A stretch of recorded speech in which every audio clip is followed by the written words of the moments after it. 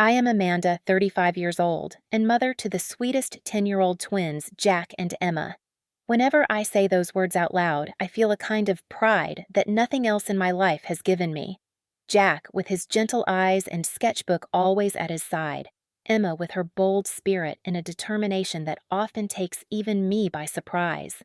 They are my anchor.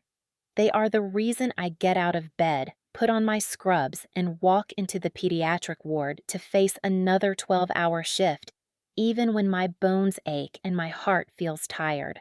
But 2 years ago, everything I thought I knew about stability came crashing down. My husband David and I split up after 12 years of marriage. Divorce is such a small word for such a large breaking. It was not just the end of a relationship, it was the undoing of an entire life we had built. We had built our world around his income as a software engineer, a six-figure salary that afforded us a modest but comfortable life while I worked part-time as a nurse so I could spend more hours raising the twins. I was the one home for soccer practices, music lessons, school projects. It worked until it didn't. When the papers were signed, I was left with shared custody, minimal alimony, and the sudden crushing weight of providing for my family on my own. I went from part-time to full-time in a matter of weeks, signing up for night shifts, double shifts, holiday shifts, anything to keep the bills paid and food on the table. I told myself I could do it all alone, but the truth was I needed help. And so I did something I swore I would never do. I moved back in with my parents. At first, it seemed like a blessing. My parents, Martha and Richard, lived in a large 2-story home not far from the hospital. When they opened their door to us, my father patted me on the shoulder and said, "Just until you get back on your feet." I nodded, grateful despite the complicated history between us. Growing up, I was the responsible one. I did my homework on time, kept my curfew, went to college on scholarships, and worked nights to pay tuition. I specialized in pediatrics, not because it was lucrative, but because I loved children, loved their resilience and honesty. My younger brother Stephen, however, was the golden child. He could do no wrong in my parents' eyes. He dropped out of college after 2 years, burned through jobs and girlfriends, and when he decided to start a tech business, my parents funded him without hesitation. Now, at 32, he was making 6 figures. The irony was bitter. I had built my life on effort and sacrifice, while Stephen coasted on charm and favoritism. And my parents never hid which one of us they preferred. Still, I thought perhaps things had changed with time. Perhaps being grandparents would soften them, make them more balanced. Jack and Emma were the only grandchildren for 10 years, and my parents doted on them in their own way. So when we moved in, I convinced myself we could make it work. They converted their home office into a bedroom for the twins, painted pale blue with 2 twin beds pressed against opposite walls.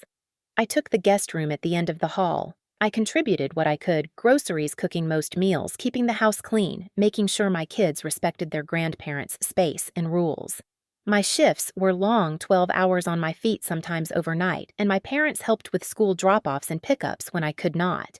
For a while, it felt like teamwork, like we were balancing each other's needs.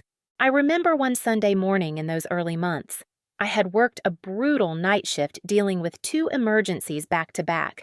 I stumbled in at 7 a.m., expecting chaos, but instead I found my mother at the kitchen table with Emma, teaching her how to knit, while Jack sat on the floor, sketching with his grandfather.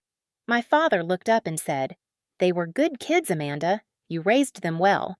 And for just a moment I felt something I had not felt in years: approval. In those moments, I allowed myself to believe this arrangement was more than temporary, but deep down, I knew it could not last.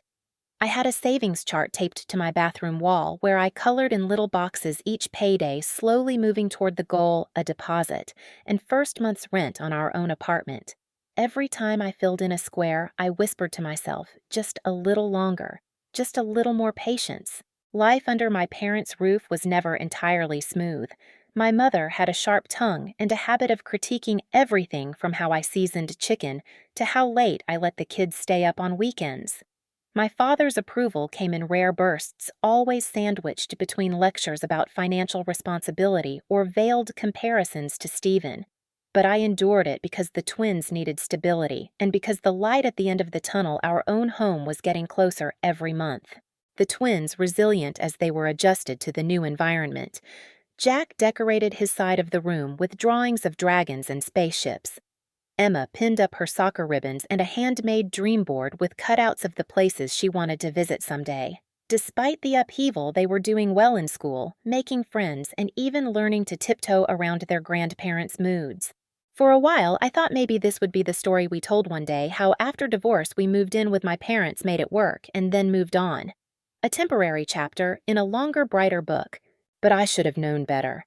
I should have remembered that in my family, temporary has always been a slippery word. Because when Stephen and his wife Melissa had their baby, everything changed. Stephen was always the golden boy.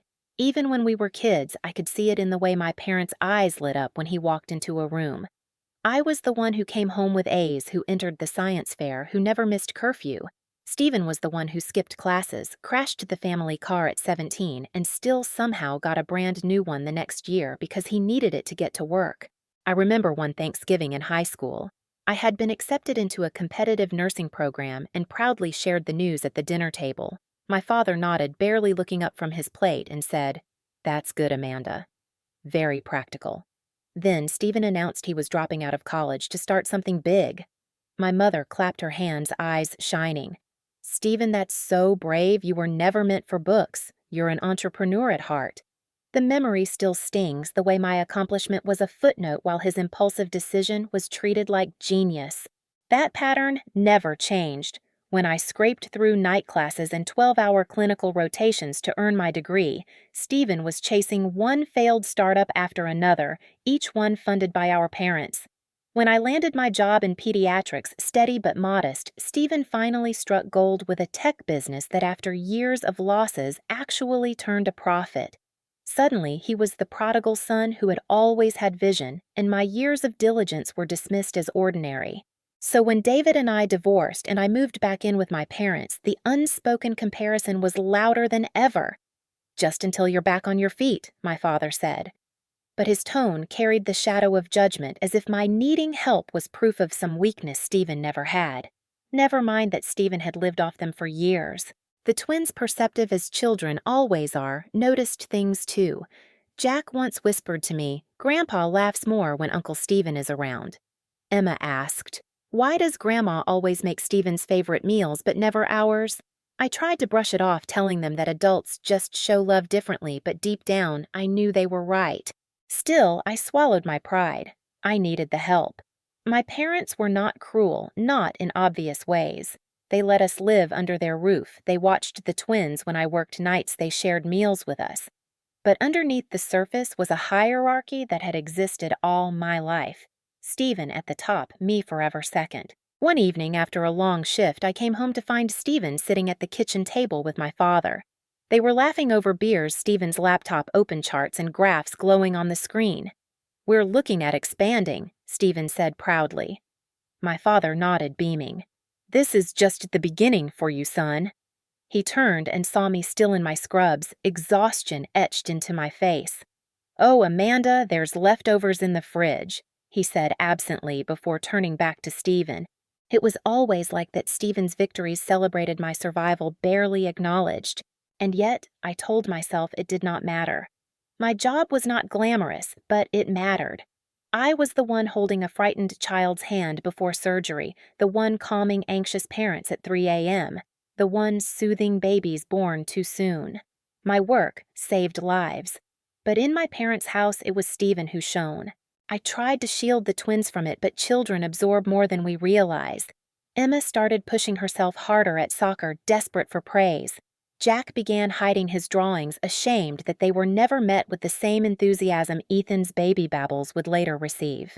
I would lie awake at night, staring at the ceiling, wondering if I had done them a disservice by bringing them back into this house of invisible scales. I told myself it was temporary. I told myself love was complicated, and maybe this was just how my parents showed theirs. But a small voice in the back of my mind whispered, the truth, I did not want to face my children were inheriting the same unequal love I had grown up with. And if I did not change something, they would learn just as I had that their worth was always conditional, always compared, always second best. It was not until Stephen and Melissa's baby was born that the balance tipped completely and the favoritism that had always been subtle became impossible to ignore. When we first moved in, it almost felt like we were getting a fresh start. My parents' house was big enough to hold us, though it had never really felt like mine. The walls were lined with photos of Stephen, his high school football trophies, his graduation picture from the 2 years he actually completed at college, glossy family portraits where his smile seemed to command all the attention. There were pictures of me too, but smaller, tucked into frames on side tables, or wedged into the corners of bookshelves as though I had always been an afterthought. Still, I forced myself to look past it. For Jack and Emma's sake, I wanted this place to feel safe, even if it had never truly been that for me. My parents converted their home office into a bedroom for the twins. The walls were painted a neutral beige, the shelves once stacked with books now holding bins of toys and art supplies. The twins tried to make it theirs. Jack taped up his dragon sketches, Emma strung her soccer medals across the window. I took the guest room at the end of the hall, a small square space with faded floral wallpaper and an old dresser that stuck whenever you tried to open it. I paid for groceries and cooked most nights. My mother liked to act as though she was doing me an enormous favor by letting us stay, so I made sure no one could say I wasn't contributing. After a 12-hour shift, I would drag myself into the kitchen and throw together spaghetti stir-fry or soup, even when my whole body screamed to lie down. My father would eat without comment, my mother would critique the seasoning, and the twins would watch me with quiet loyalty, knowing I was doing my best. There were good moments, though. I would be lying if I said otherwise. Some mornings after I worked overnight, I would come home to find my father reading the newspaper while Jack sat beside him sketching dinosaurs. Or Emma would be out in the yard with my mother learning how to trim roses or bake muffins. Those small glimpses of normalcy made me believe for a time that maybe this arrangement could work. I clung to routine. I woke the twins at 6:30 for school, packed their lunches, and drove them unless I was on a night shift, in which case my parents would step in. After school, the kids did homework at the kitchen table while I cooked or prepared for another shift. I kept a chart taped to the bathroom wall, showing how much I was saving each week toward our eventual escape, a modest 2-bedroom apartment, nothing fancy, just ours. I colored in each square with determination. By Christmas, I promised myself, we'll have our own home by Christmas. But even in those early months, the cracks showed. My mother had a way of making little digs that cut deeper than outright insults. Maybe if you'd chosen a better career, you wouldn't have to work so many shifts. Or, Stephen never would have let himself end up back here. I would bite my tongue, smile tightly, and remind myself temporary. Just temporary. The twins noticed more than I wanted them to. One evening after dinner, Emma whispered, "Mom, why does Grandma always ask if we've brushed our teeth but never ask Ethan's parents?" I tried to laugh it off. "Because you're here more often," I said, but even to my own ears the excuse sounded hollow. At night, when the house was quiet and the twins were asleep, I would sit on the edge of my bed and let the exhaustion wash over me.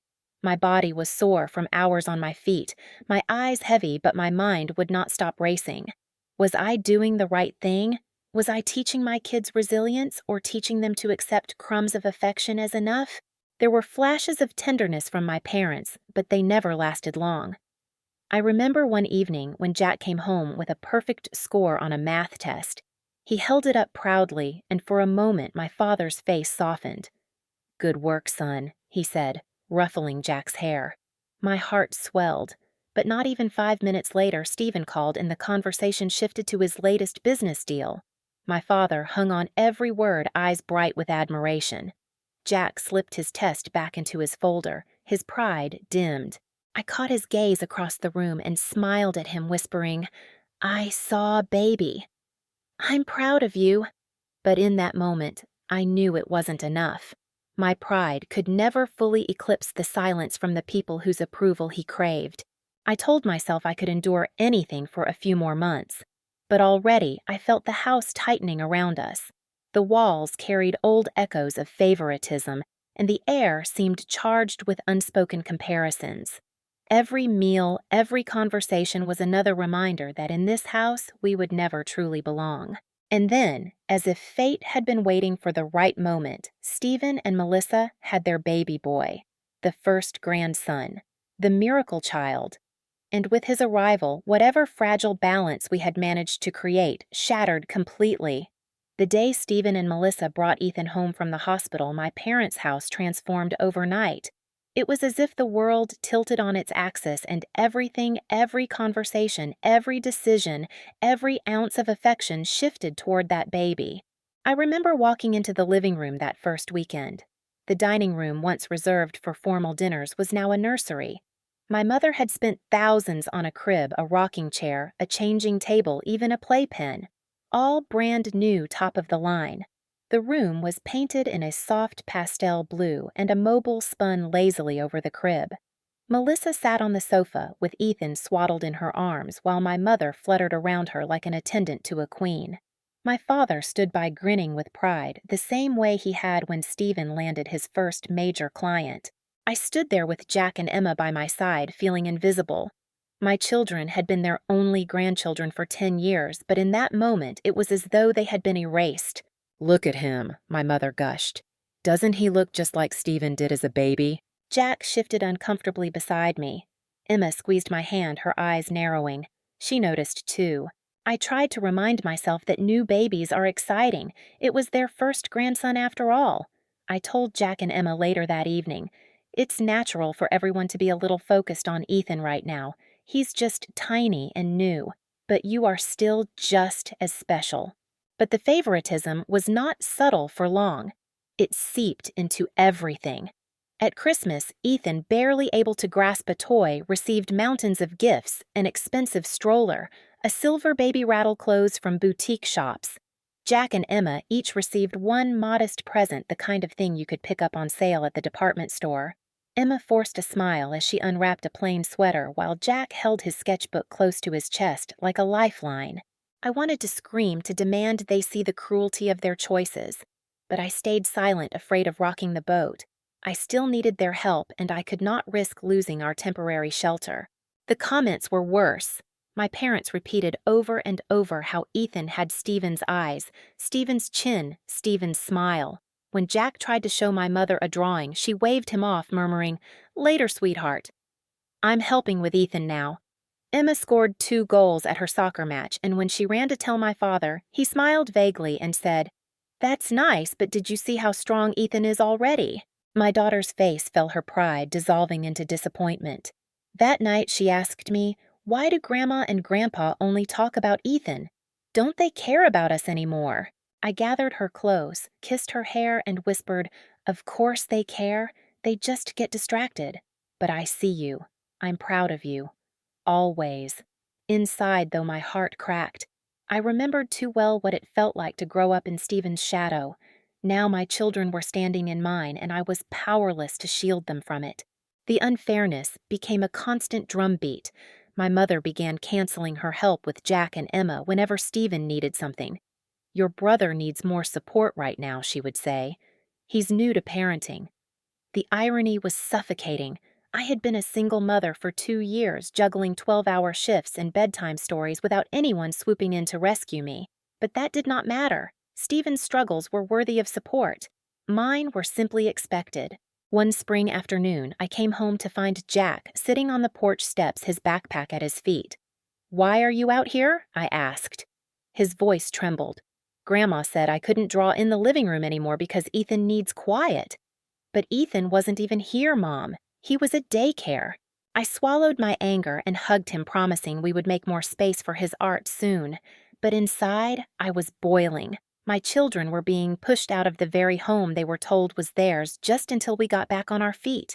I tried to compensate. On my rare days off, I took the twins to the park, to the library, or to cheap matinee movies. I created a savings chart where they could see our progress toward our own apartment. I told them just a few more months. By Christmas, we'll have our own place, our own space. They clung to that hope the way I did. Each colored square on that chart was more than money. It was freedom, dignity, a promise of love untainted by comparison. But the walls of my parents' house were closing in. With every laugh directed at Ethan's babbling, every dismissive shrug at Jack's drawings, every sigh at Emma's endless questions, I could feel the balance tipping. What I thought had been a temporary inconvenience was turning into something darker, something that would scar my children the way my parents' favoritism had scarred me. And though I tried to bite my tongue to endure just a little longer, I had no idea how much worse things would become, because Stephen and Melissa were about to ask for more than just attention. They were about to take over our very space. At first, it was the little things small enough to ignore if you squinted hard enough, but sharp as splinters once they lodged under the skin. Christmas had been the first real wake-up call, but after that, the imbalance seeped into everyday life. When Ethan turned 6 months old, my parents threw him a half-birthday party. Streamers, balloons, a cake decorated with tiny baby blocks that spelled out his name. The house was packed with relatives who cooed and clapped every time Ethan gurgled. Jack and Emma sat quietly at the edge of the celebration, sipping juice boxes. They had never had a half-birthday party.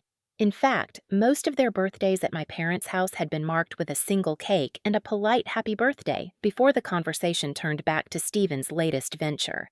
Later that night, Emma asked me in a small voice, "Mom, why didn't I get a party when I turned 6 and a half? I tried to laugh it off." Half birthdays weren't a thing back then, sweetheart. But she was old enough to know the truth. "They just love Ethan more," she whispered. The words pierced me. I hugged her close and insisted, "That's not true. You are loved. You are my everything." But in the quiet of my room that night, I cried silently because deep down I wasn't sure she was wrong. The favoritism wasn't only about gifts or parties. It lived in the way my parents' eyes lit up when Stephen walked into a room, in the way my mother's voice softened when she spoke to Ethan, in the way my father laughed at Melissa's jokes but frowned at mine. Jack began withdrawing. He still drew constantly, but instead of rushing to show his grandparents, he stuffed his sketches into a drawer. One afternoon he came to me with a picture of a dragon guarding a small nest. "This is us," he said. "We're the little eggs. No one sees us because the dragon keeps us hidden." My throat tightened. My 10-year-old son was already translating neglect into metaphor. Emma, on the other hand, pushed harder for recognition. She played soccer with a kind of fierce energy that left her scraped and bruised, desperate to win some acknowledgement. One Saturday, she scored 3 goals. I cheered myself hoarse from the sidelines, but when we got home, my mother only asked, "Did Ethan try his new baby food today? He's so advanced for his age." Emma's face crumpled. That night, I found her in bed with her blankets pulled over her head. "What's the point of trying so hard?" she asked. I tucked her in and whispered, "The point is you. You are worth trying for. Even if they don't see it, I do. And someday, you'll see it too." I told myself it was temporary, that once I saved enough, we'd be free. But the cracks were widening faster than I could fill them. My parents' criticisms of me grew sharper as well. My mother nitpicked everything: how much screen time I allowed, how I packed their lunches, how late I let them play outside. Stephen and Melissa would never let Ethan stay up that late, she scolded one evening. "He has a schedule." I bit my tongue, resisting the urge to remind her that Ethan was an infant who napped 3 times a day while my children were school-aged and needed a different rhythm. My father chimed in, "You've always been too soft, Amanda. Kids need structure. That's why Stephen's doing so well with Ethan." The hypocrisy was staggering. Stephen and Melissa left Ethan with my parents nearly every weekend so they could catch up on rest or have couple time. And when they showed up hours late to Sunday dinners, no one scolded them. Meanwhile, if Jack or Emma forgot to clear their plates immediately, they were branded disrespectful. One afternoon, Emma was practicing her jump rope in the backyard, chanting numbers under her breath. My mother appeared at the door and snapped, "Quiet down." "Ethan is napping." Emma stopped mid-jump, her face falling. Later, she told me, "But Mom, he wasn't even here." Aunt Melissa took him shopping. I had no answer. And then came the refrigerator incident. Jack had spent weeks working on an art project at school, a landscape painted with watercolors. He was chosen to represent his class in a district-wide exhibition. Proud, he taped a copy to my parents' refrigerator. The next day, it was gone, replaced with Ethan's daycare schedule and 3 photos of him drooling in a high chair.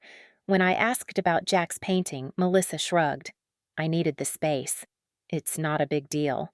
Jack said nothing, but that night I found him tearing the rest of his drawings out of his sketchbook and stuffing them in the trash. I retrieved them quietly after he fell asleep, smoothing the crumpled pages with tears in my eyes. I saved every one because even if no one else celebrated him, I would. The small wounds piled up, each one invisible to outsiders but heavy on my children's shoulders. At work, I held sick infants, comforted anxious parents, and guided families through crises. I knew what compassion looked like, and every evening when I came home, I saw its absence etched into my children's tired faces. I began taking them to the library after school just to give them a space where they weren't shushed or dismissed.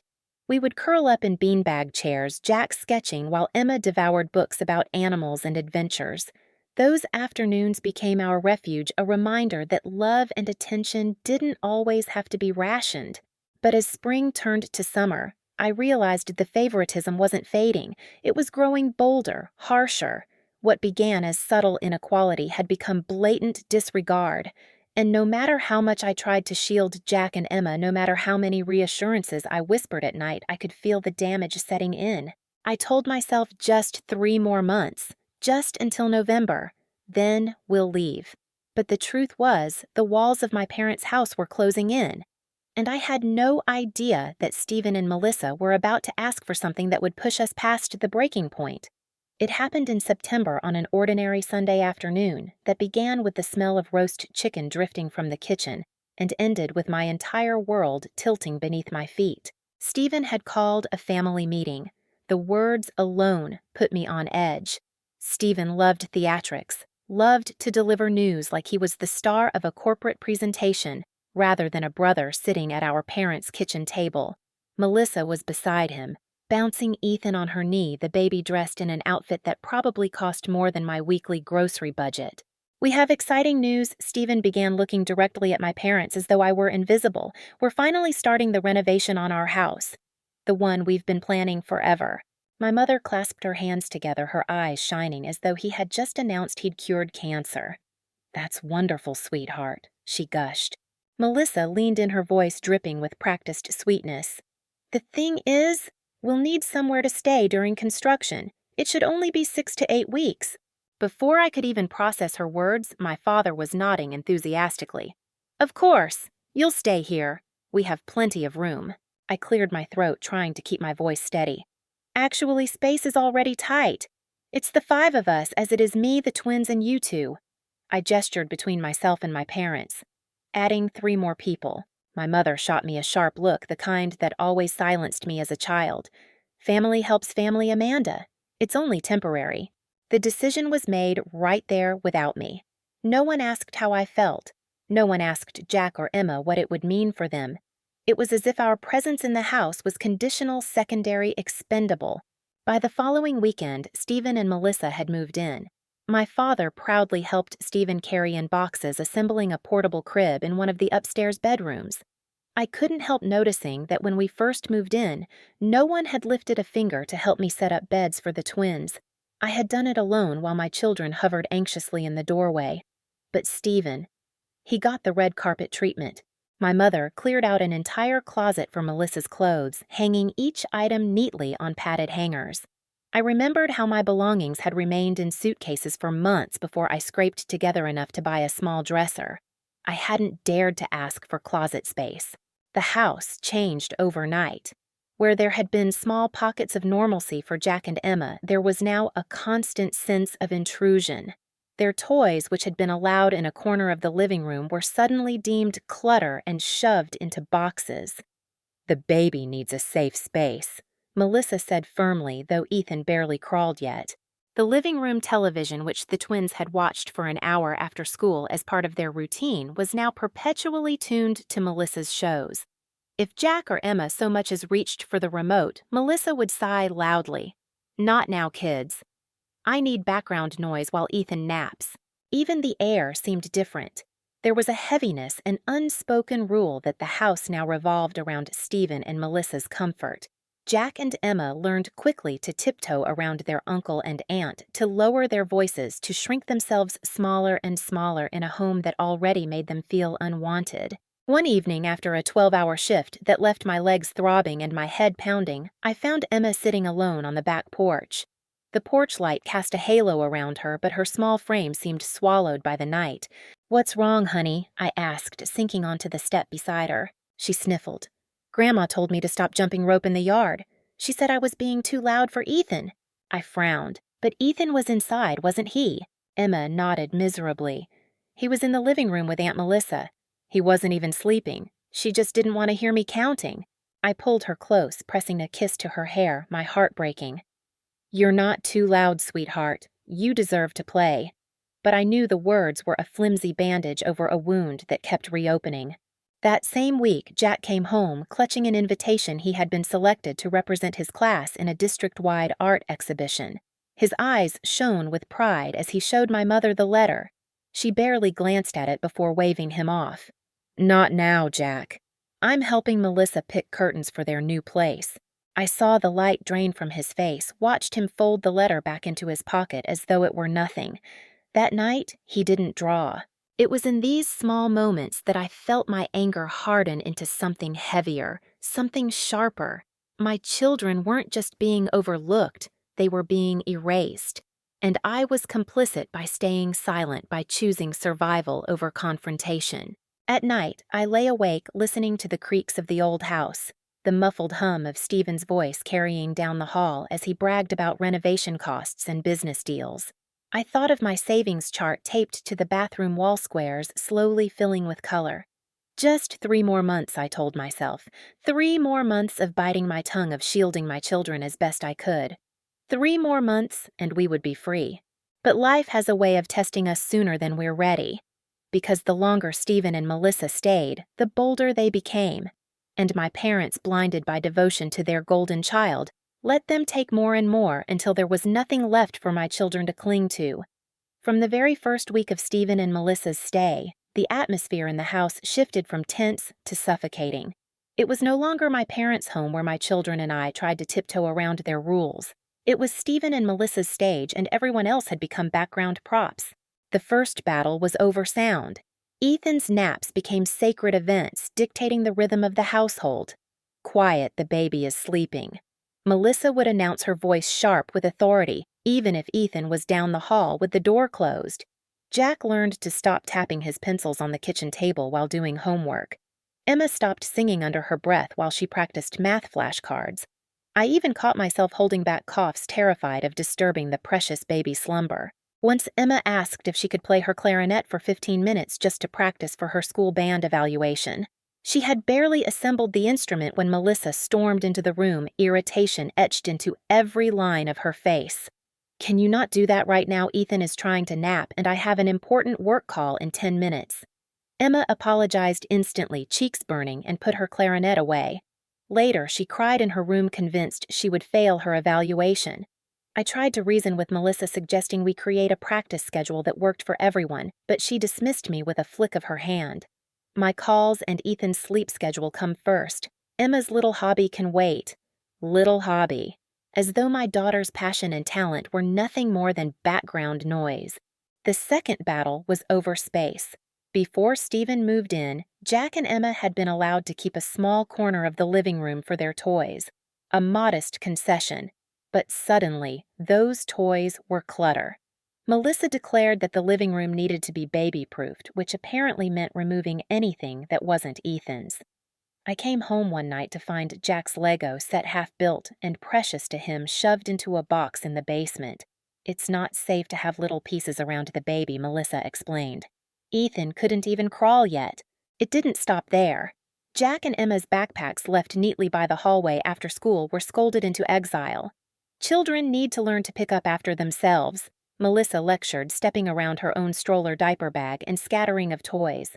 Emma muttered under her breath one evening, "Why do we have to clean up every little thing, but Ethan's stuff can be everywhere?" I had no good answer. The kitchen became another battleground. I had always been the one to cook slipping meals together after long shifts, but Melissa began rearranging things. She moved the healthy snacks I bought for the twins to the back of the pantry, replacing them with Ethan's formula, Melissa's protein bars, and boxes of organic baby food. One evening, after a brutal 12-hour shift, I opened the fridge to grab the container of chicken soup I had made for the twins, only to find it gone. Melissa had thrown it out, deciding it smelled weird. Jack and Emma ate cereal that night while Stephen and Melissa enjoyed takeout sushi at the table, my parents cooing over Ethan's every spoonful of mashed avocado. The refrigerator door itself became a symbol of the shifting tides. Where once Jack and Emma's artwork had proudly hung now, it was plastered with Ethan's daycare calendar and a gallery of baby photos. Jack's painting, the one chosen for the district art exhibition, had been taken down without a word. When I confronted Melissa, she waved her hand. I needed the space for important information. It's just a drawing. Jack never taped anything to the fridge again. Even mealtimes became minefields. My parents, once critical but tolerable, now scrutinized every bite my children took. When Emma asked politely if she could have something other than the casserole my mother made loaded with mushrooms she hated, my mother snapped, "In this house, you eat what's put in front of you." Yet when Ethan hurled his entire plate onto the floor, everyone laughed indulgently. "He's just exploring his world," Melissa explained with a smile. The twins looked at me, their eyes wide with confusion, and I felt my insides twist. Slowly, the twins began retreating. They spent more and more time in their shared bedroom, their laughter muted their arguments, hushed. They were learning to make themselves smaller, quieter, less noticeable. The only place they could breathe was when I took them out to the library, to the park, to the cheap ice cream shop on the corner where they could be loud and silly without someone scolding them. But even my attempts to carve out joy were met with criticism. One evening, my father scowled as we came back from the park at dusk. "You keep them out too late. Children need discipline, Amanda. That's why Stephen is thriving as a father. He's consistent." I bit back the words burning on my tongue. "Stephen left his baby with you half the week and hasn't once woken up for a midnight feeding. But what was the point?" Their minds were made up. Stephen could do no wrong. Jack began to struggle at school. His teacher emailed me concerned about his withdrawal, his declining grades, his anxiety. At night, he confessed, "I can't sleep, Mom. I'm scared I'll do something wrong at home and Grandma and Grandpa will be mad." But they're never mad at Ethan. Emma, usually fiery and outspoken, started to shrink into herself. She practiced soccer quietly in her room, juggling a ball against the wall, while music played softly to cover the sound. I could see it, my children fading, their light dimming, and I knew the scars were already forming. Scars I remembered from my own childhood when every achievement was weighed against Stephen's charm, his ease, his golden boy glow. I told myself to hang on, just a little longer. My savings account was growing. By November, I'd have enough for a modest apartment. 3 more months, I whispered to myself. Just 3 more months. But I hadn't accounted for Stephen and Melissa's talent for taking more, for demanding more, for believing they were entitled to everything at the expense of anyone else. I hadn't accounted for the boldness that comes from always being told yes. And soon it wasn't just toys or space or attention they wanted. It was my children's very sense of home. By the time summer stretched into August, the weight of living under my parents' roof was no longer just mine to carry. It was etched into the way Jack's shoulders slumped when he walked through the door, in the way Emma chewed her lip raw whenever she heard my mother's footsteps in the hallway. The house had become a place of rules, silences, and double standards, and my children were beginning to internalize every cruel message hidden between the lines. Jack had always been the dreamer, the one who built worlds out of Legos and sketched dragons on every scrap of paper he could find. But little by little I watched that spark dim. His teachers noticed first. "He seems distracted," one said during a parent conference. "Withdrawn. He used to raise his hand all the time, but now he avoids eye contact." At home, I asked him about it sitting beside him as he hunched over his sketchbook. He shrugged, not looking up. "Doesn't matter, Mom. Nobody cares what I draw anyway." His voice cracked on the last word. Emma reacted differently. Where Jack shrank, she fought. She became sharper, quicker to anger, as though trying to shout loud enough to force anyone to hear her. On the soccer field, she played with reckless energy, diving after balls, throwing herself into tackles, earning bruises she wore like armor. After one game, she came off the field with a split lip and a smile. "Did you see that goal, Mom?" They can't ignore me now. But when we returned home, sweaty and triumphant, my mother barely looked up from spooning baby food into Ethan's mouth. "That's nice, dear," she murmured, eyes still on the baby. Emma's smile faltered, her shoulders slumping as though someone had pulled the strings holding her up. The tension seeped into our daily lives like mold creeping up a wall. Jack and Emma tiptoed through the house, afraid of drawing attention. "Don't talk too loud," Emma Jack would whisper. "Grandma will say we're disturbing Ethan." I caught them policing each other's behavior, their childhood reduced to a set of rules. "Don't laugh too loudly. Don't leave toys out. Don't practice instruments. Don't be in the way." One night, I came home from the hospital to find Emma curled up on the porch steps again. The air was heavy with humidity, fireflies blinking in the yard. She was staring at the ground, her knees pulled to her chest. "What's wrong, baby?" I asked gently. Her voice was small. "Grandma told me I was selfish because I wanted to watch my show, but Ethan was already asleep and Aunt Melissa was using the TV. Why does it always have to be what they want?" I pulled her into my arms, swallowing the anger that threatened to spill out. "It's not fair," I admitted. "And it's not your fault. You have every right to want things too." She sniffled against my shoulder. "It feels like we don't matter here." The words gutted me. I had told myself that my children were resilient, that they could handle this temporary arrangement as long as I kept reminding them of my love. But resilience has limits, and I was watching those limits being tested every single day. Jack's struggles grew worse. His asthma, usually mild and manageable, flared under the stress. He confessed to me one night, "I can't breathe sometimes, even when I'm not sick, like there's no space for me here." My chest tightened at the double meaning. I sat with him until he fell asleep, his stuffed dragon clutched tight in his arms, and I promised myself we'd be out before Christmas. Even their schoolwork suffered. Jack's drawings turned darker, dragons locked in cages, castles crumbling under storm clouds. Emma's teachers noted her frustration, her impatience with classmates.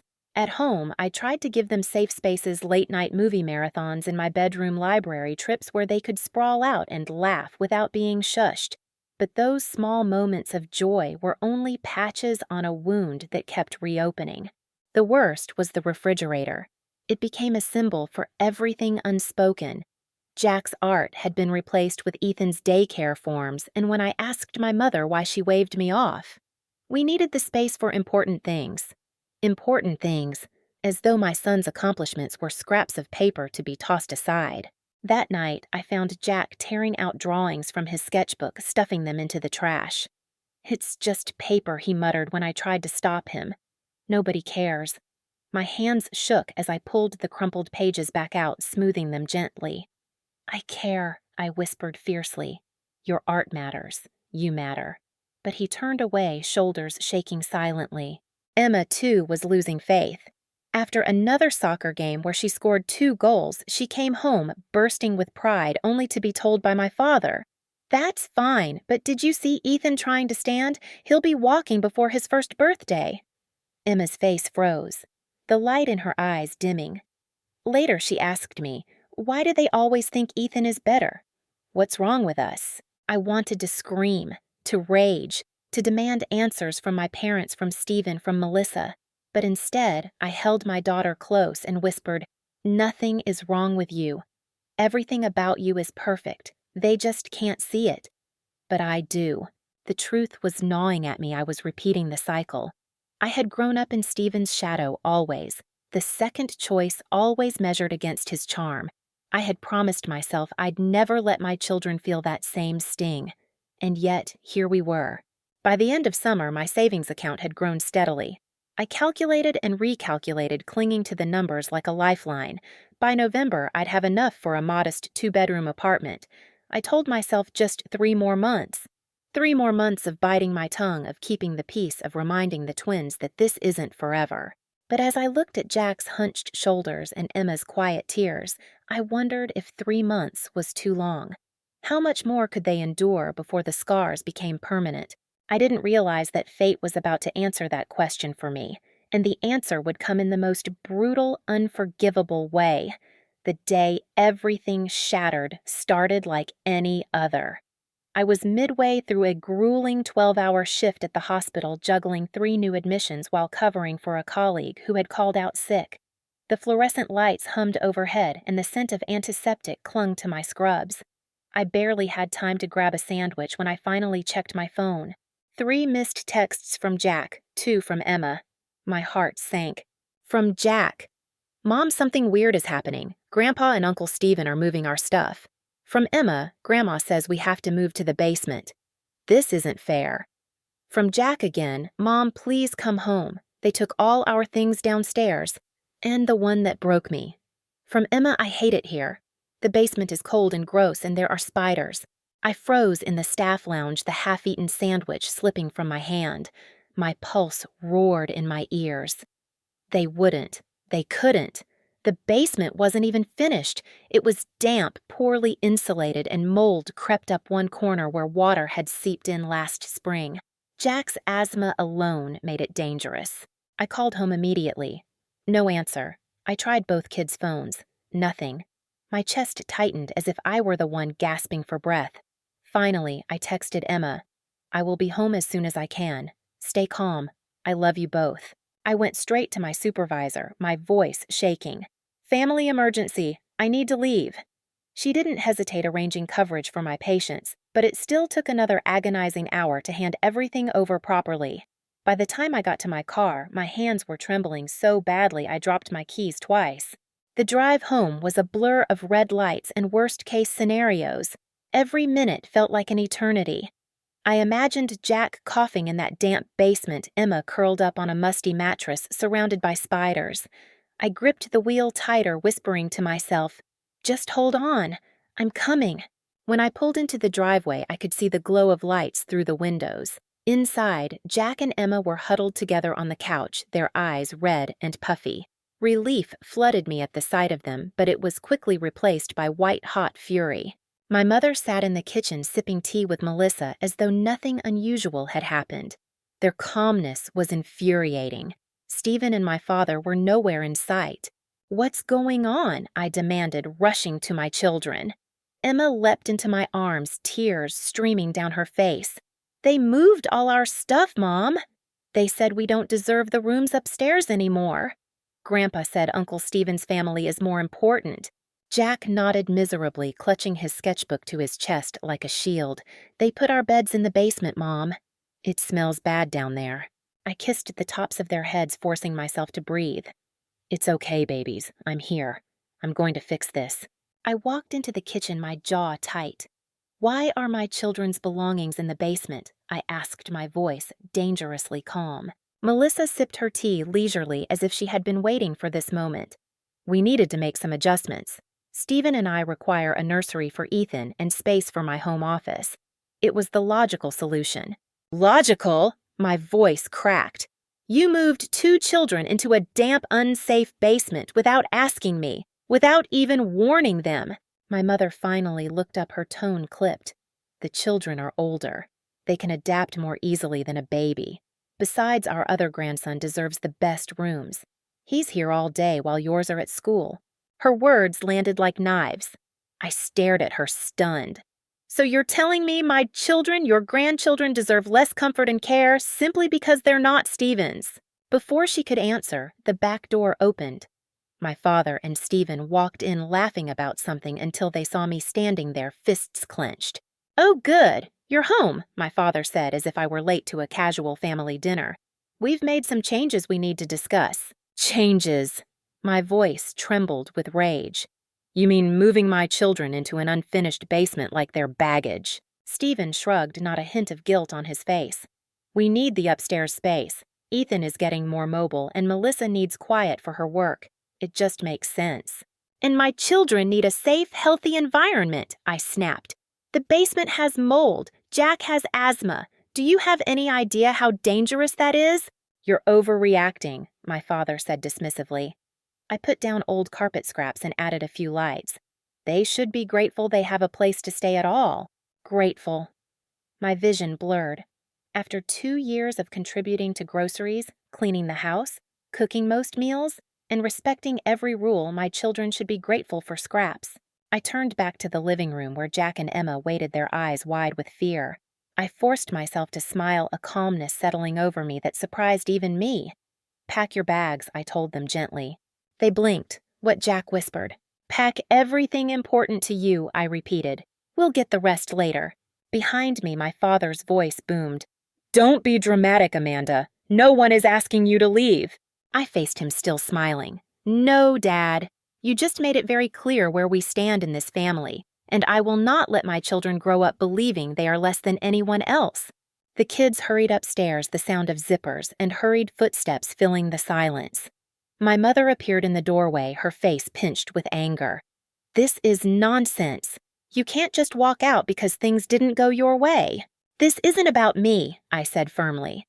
"This is about my children being treated like afterthoughts in their own home." Melissa scoffed. "It's just a bedroom rearrangement. You're being ridiculously oversensitive." I turned to her, my voice like steel. "Tell me, Melissa, would you be fine if someone shoved Ethan into a moldy basement without your consent? Without even telling you first?" She faltered, but my father waved me off. "Enough.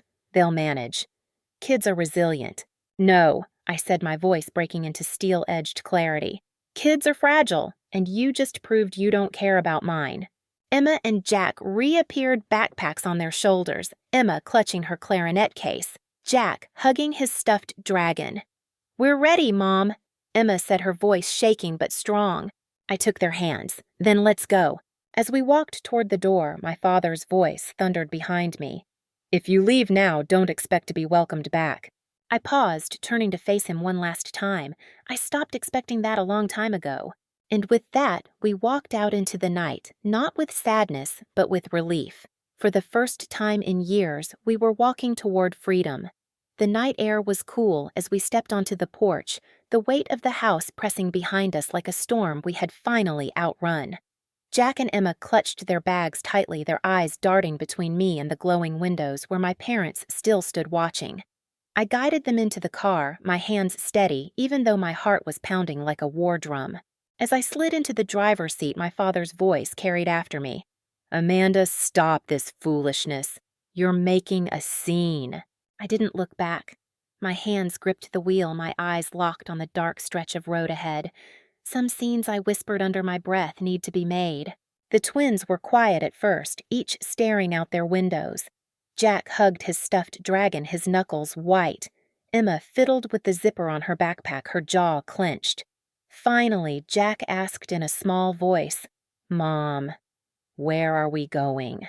I glanced at him in the rearview mirror, softening my voice. "To a friend's house. Just for a little while until our new place is ready." Emma's head whipped around. "We have a new place." I hesitated, realizing the secret I had kept was now the only lifeline of hope I could give them. "Yes," I said firmly. "I signed a lease weeks ago. We move in soon. Tonight we'll stay with my friend Nancy from the hospital. She has a guest room for us." A flicker of relief crossed Emma's face. Jack squeezed his dragon tighter. "So, we're not going back." "Not tonight. Maybe not ever," I admitted. "We deserve better than what happened back there." The silence that followed was heavy, but not with fear, with something closer to cautious relief. When we pulled up to Nancy's modest home 20 minutes later, the porch light flickered warmly. She was waiting for us at the door, her arms open, her expression one of fierce compassion. "Come in, all of you," she said, ushering us inside without hesitation. The smell of fresh laundry and vanilla candles wrapped around us like a blanket. Nancy had already prepared the guest room, a queen bed for me, an air mattress for the twins tucked close by. She'd even set out clean towels and a plate of cookies on the dresser. Emma's eyes widened at the sight, and Jack whispered, "It feels safe here." We ate ice cream together in the living room, Nancy insisting that no matter the hour, the kids deserved something sweet after what they'd endured. Jack slowly began to smile again, chocolate smudging his upper lip.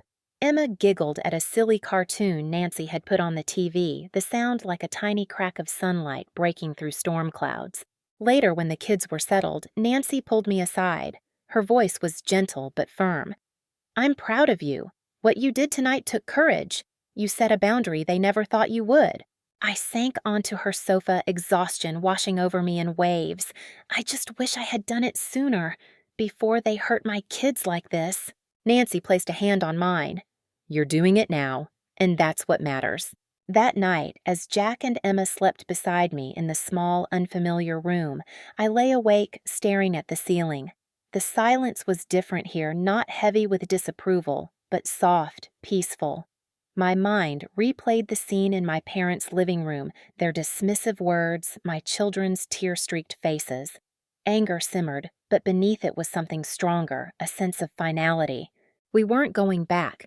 Not to the basement, not to the suffocating favoritism, not to a house where my children's worth was measured against someone else's. Sometime after midnight, Emma stirred, rolling toward me. "Mom," she whispered. "Yes, sweetheart." She pressed her forehead against my arm. "I feel like I can breathe here." The tears I had held back all evening finally slipped free. I kissed her hair and whispered, "Me too, baby. Me too." The next morning, the light streaming through Nancy's curtains felt like the first dawn after a long winter.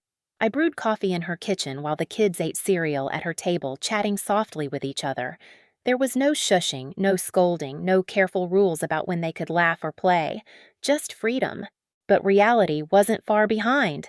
My phone buzzed repeatedly missed calls from my parents' text messages alternating between guilt-laced pleas and fiery accusations. "Come back and stop this nonsense. Think of the family. You're ungrateful after all we've done. You're tearing us apart." I set the phone down, the words blurring together. For the first time, I didn't feel compelled to respond. I didn't owe them an explanation. When Nancy returned from walking her dog, she glanced at the buzzing phone and raised an eyebrow. "You don't have to answer.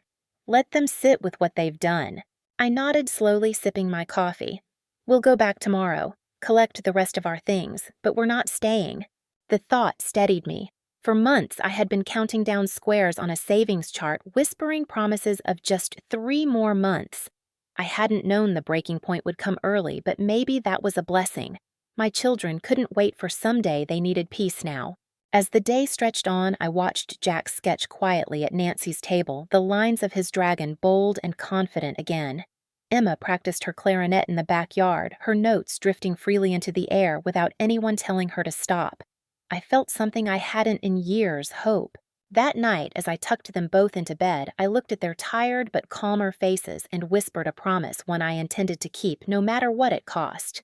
"We're free now, and I'll never let anyone make you feel small again." The next morning, the weight of what had happened still hung heavy in the air. Nancy offered to let me leave the kids with her while I went back to my parents' house to gather our belongings. But I shook my head. They need to see this through. They need to know we're doing this together. So, at 10 a.m., we pulled into the familiar driveway. The house that had been our shelter, our prison, and our battleground loomed before us. My stomach tightened, but I squared my shoulders and reached for the twins' hands. My father answered the door. His face was a mask of irritation, though it softened briefly when his eyes landed on Jack and Emma. "Come to apologize for your tantrum?" he asked. "No," I replied evenly, my voice calm but unwavering. "We've come to get our things." His jaw tightened, but he stepped aside grudgingly. My mother sat on the couch, her eyes rimmed with red. She looked like she hadn't slept. Her expression was part wounded, part accusatory. "Stephen and Melissa?" I asked. "They took Ethan to the park," my mother said, her voice strained. "They thought it would be less stressful if they weren't here while you did this." At least they had that much sense. I turned to the twins. "Go upstairs, pack what you need and what you love. Remember what we talked about in the car. Don't worry about everything. We can replace the rest." They nodded and disappeared up the stairs, their footsteps echoing in the silence. My mother's voice broke the stillness. "I cannot believe you are doing this to us, after everything we've given you." I turned to her, my chest aching, but my voice firm. "I'm not doing anything to you. I'm doing something for my children. We gave you everything." She pressed her eyes, filling again. "A place to stay when you had nowhere to go. Help with the children. Emotional support during your divorce. And I've been grateful," I said honestly. "But gratitude doesn't mean allowing my children to be treated as less valuable than Ethan. That's not something I can overlook." My father began pacing, his frustration simmering. "This is about Stephen, isn't it? You've always been jealous of him." I met his gaze steadily. "This isn't about Stephen. This is about Jack and Emma being moved to an unsafe basement without my knowledge or consent. It's about you looking my children in the eyes and telling them their cousin deserves better rooms simply because of who his father is. You're twisting our words, my mother accused.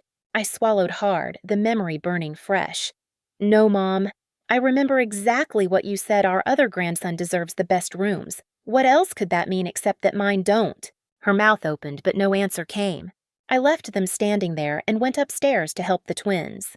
Jack was carefully wrapping his favorite books and birthday science kit, while Emma was tucking her soccer cleats and jewelry box into a bag. Their small faces were focused, determined, older somehow than their years. When we returned downstairs with the first load, my father blocked the door. "Where exactly are you going?" he demanded. "This mysterious house you claim to have rented." "We're staying with a friend until our house is ready next week," I said simply.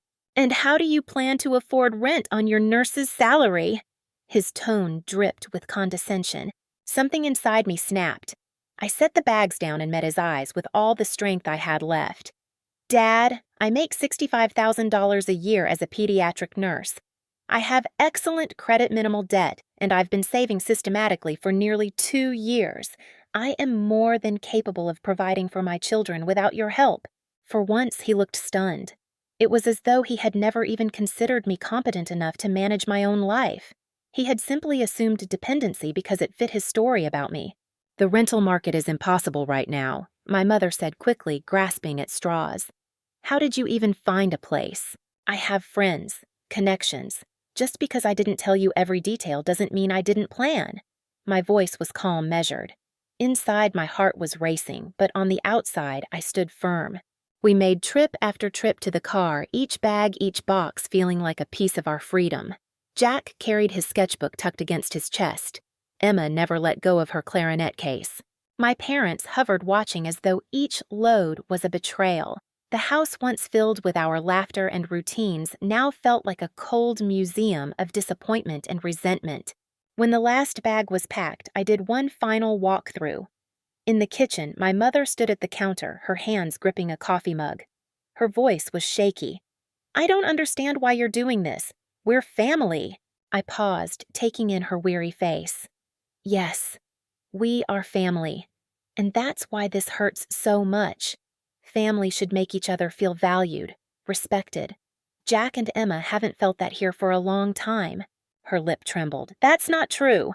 Yesterday, you told them out loud that they didn't deserve the same rooms as Ethan. How do you think that made them feel?" She looked away, silent. My father's voice rose behind me.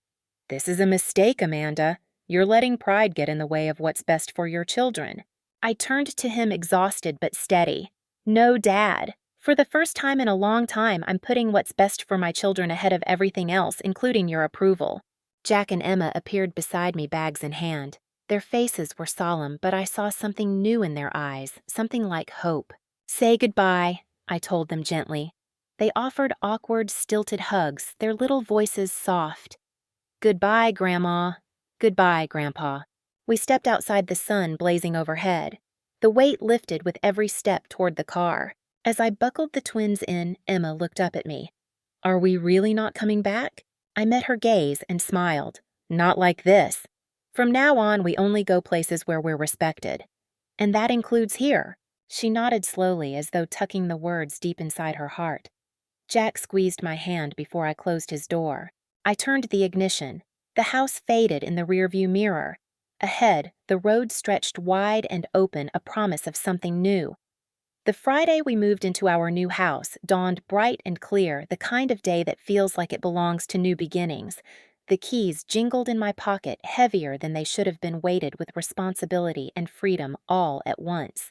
As I pulled into the small driveway with the kids in the back seat, their chatter filled the car. Emma pressed her face against the window, her eyes wide. "Is this it?" she breathed. Jack sat forward, his dragon plush clutched tightly in his arms. "It looks like a real home, Mom." I smiled, though my throat felt tight. "It is a real home. Our home." The house was modest, 3 bedrooms, a narrow kitchen with big windows that let the sunlight spill across the counters, a tiny backyard that held endless possibilities for the twins' imagination. It wasn't grand, but it was ours. And that made it perfect. When we stepped inside, the air smelled faintly of fresh paint and possibility.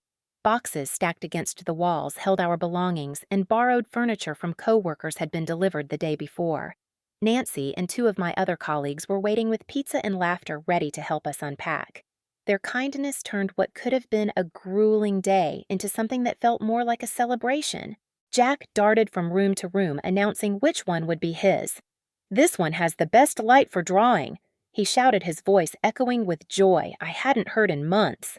Emma claimed the room next to his, immediately planning where her soccer posters and clarinet stand would go. I stood in the middle of the living room for a moment, watching them spin in circles, their faces glowing with something I hadn't seen in far too long: freedom. No shushing, no scolding, no comparisons. Just pure, unfiltered happiness. As the day wore on, the rooms began to take shape. Beds assembled, clothes folded into drawers, books stacked neatly on shelves. Every small victory, the first dish in the cupboard, the first picture hung on the wall, felt monumental. Each act was proof that we were building something new, brick by brick, memory by memory. That evening, after everyone had left, the three of us sat cross-legged on the living room floor eating pizza straight from the box. The TV wasn't even plugged in yet, but it didn't matter. The room buzzed with laughter with the sound of Emma telling stories and Jack sketching silly doodles to make us laugh harder. When bedtime came, I tucked them each into their own rooms for the first time in almost 2 years. Jack hugged his dragon and whispered, "This feels like magic." Emma smiled sleepily, her clarinet propped in the corner. "It feels like home." I kissed their foreheads and whispered, "That's because it is." When the house grew quiet, I sank onto the couch and let myself cry. Not from sadness, but from the overwhelming release of it all. The fear, the anger, the helplessness, it all melted into tears of relief. For the first time in so long, I wasn't just surviving. I was building. My phone buzzed with messages from my parents, some angry, some tearful, some pleading. I read only one, then put the phone down. I owed them nothing tonight. Tonight belonged to me, to Jack, to Emma. Tonight belonged to our new beginning. The days that followed settled into a rhythm I hadn't realized I craved. The twins walked to school, backpacks bouncing smiles wide. I brewed coffee in the quiet kitchen, sunlight spilling over the counters. The house, though small, seemed to breathe with us, its walls filling with laughter, with the sound of Emma practicing her clarinet with Jack's pencils scratching across paper. One afternoon, Emma came home from school and tossed her bag on the couch. "Mom, my teacher says I'm ready for the advanced band," she announced, her voice bubbling with excitement. Jack rushed in after her, holding up a drawing his art teacher had praised. "And I got picked for the after-school art program." I pulled them both into my arms, my heart swelling. "See, you're blooming, just like I knew you would." At work, things shifted too. My supervisor called me into her office one morning and offered me a promotion to charge nurse. "You've been carrying more than your share," she said. "You've proven yourself. You deserve this." The new role came with a salary increase and more stable hours, fewer overnight shifts that had kept me away from the kids. It was the stability I had dreamed of, the kind that allowed me to be both a provider and a present mother. As the weeks passed, the tension of the old house loosened its grip on us. The twins laughed more easily, argued playfully, instead of walking on eggshells. Jack's drawings filled the fridge, our fridge, where no one could take them down. Emma's clarinet notes floated through the air, unshushed, uncriticized. One evening after a long day, I found Emma sprawled on her bed, sketching with Jack. She looked up at me and said something simple, something that pierced my heart. "Mom, I like it here. I feel like I can breathe." Tears pricked my eyes as I kissed the tops of their heads. "That's all I ever wanted," I whispered. We weren't just surviving anymore. We were free. And for the first time, we were truly, undeniably home.